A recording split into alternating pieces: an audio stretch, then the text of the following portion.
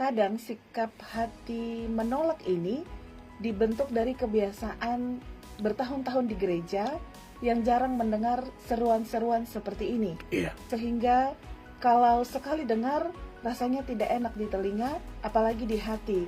Saya sendiri justru baru menyadari setelah mengikuti khotbah Bapak Pendeta. Terima kasih. Saya mau berbagi apakah ini juga harus ada tanggung jawab dan porsi gereja dalam hal ini, Pendeta. Mohon penjelasan. Iya, saya pikir semua gereja harus ya. Tidak bisa tidak. Ikut Alkitab aja. Kan kita nih memang karakter orang. Mungkin saya nih, semua orang harus jadi saksi ya. Tapi berkhotbah itu karunia. Itu beda ya. Semua orang jadi saksi. Semua orang bisa cerita kesaksian kebaikan Tuhan. Tapi berkhotbah ini karunia. Kita harus bedakan itu ya. Kalau gaya khotbah saya seperti itu karunia saya. Tetapi kalau prinsip-prinsip bersaksi, menegur, menyatakan kebenaran, sama kok semua. Yang salah ditegur, itu sama.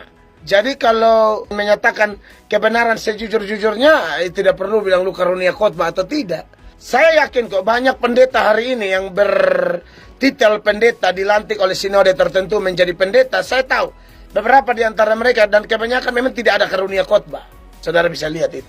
Tetapi bukan menjadi alasan untuk kemudian kasih longgar-longgar.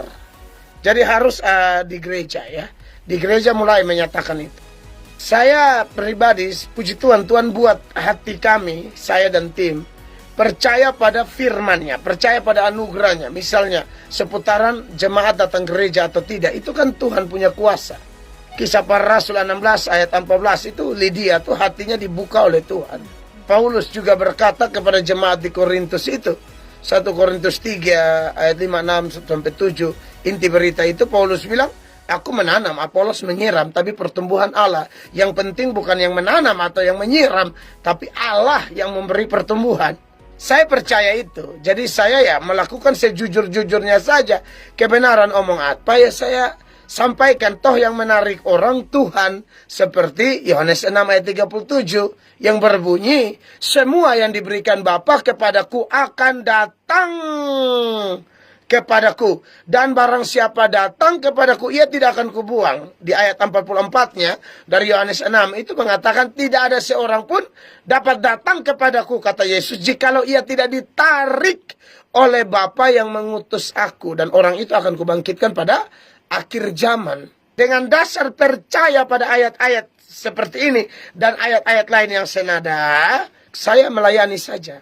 Saya jaga hidup saya awasi hidup saya awasi ajaran saya jaga kesaksian hidup saya jaga rumah tangga saya jaga kesaksian saya sebagai seorang papa, seorang suami, dan juga seorang gembala sidang. Saya jaga betul, karena akan menjadi tidak punya kuasa kalau ngomongnya hebat, tapi perilakunya kurang ajar. Dan ini bukan tiba-tiba saya begini loh, saya berproses. Ya, saya dari yang tidak stabil, yang juga jatuh bangun, khususnya sebelum menikah. Ya, apalagi kalau teman-teman saya yang dulu pelayanan dengan saya, teman-teman sekolah teologi, mereka tahu kok, pendeta Mel Atok yang dulu masih muda sekolah teologi itu juga tidak stabil. Psikologinya juga tidak kuat, jatuh bangun juga.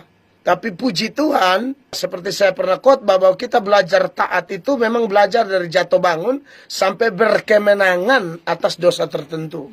Dulu, saya paling senang tuh kalau ketemu orang, kalau lihat orang simpati sama saya, fans, lalu dia datang pegang saya jujur ramas balik dia. Itu paling hobi itu. Dulu, ya saya ngomong benar ini. Karena memanfaatkan kekaguman orang. Jadi kita punya karisma mungkin atau apalah namanya, saya tidak tahu. Lalu yang ini bodoh ini kan datang. Jadi akhirnya kita juga kayak manfaatin begitu. Jujur aja saudara. Kau dulu kan sebelum menikah sudah karunia berkhotbah. Khotbah di mana satu suka. Khotbah di mana satu suka. Jadi kakak ini sebenarnya kepala cabang ya dulu ya.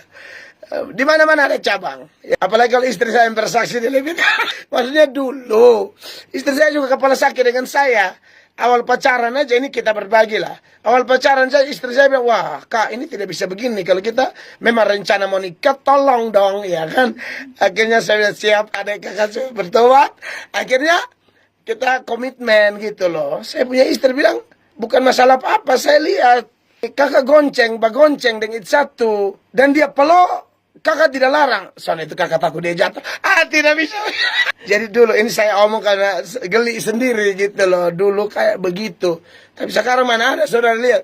Ibu-ibu di gereja Pelobe tak gonceng lari kencang. Tidak ada itu. Tidak akan mungkin sampai kiamat ya. Tidak akan. Tidak. Ini kita omong karena supaya jangan ada saudara yang merasa Mel Atok nih turun dari sorga. Kan heboh tuh orang mabok-mabok orang ketemu jemaat Tuhan di tempat kami. Bapak yang bosan tahu siapa pendeta yang pegang kunci sorga? Basam pun pendeta tuh. Mel Atok tuh yang pegang kunci sorga. Itu tuh sebenarnya hina, saudara. Masanya gara-gara betahun. Ini perlu saya kasih tahu.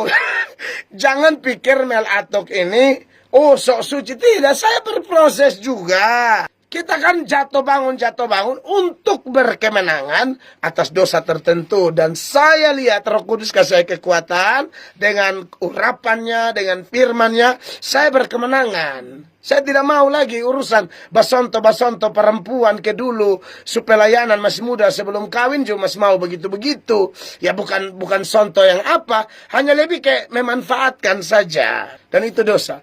Makanya sebelum saya menikah itu, yang menikahkan saya Pendeta John Adu. Pendeta John Adu juga lihat itu kelihatannya. Beliau langsung ngomong, tolong itu tangan. Benar, ini gembala baik.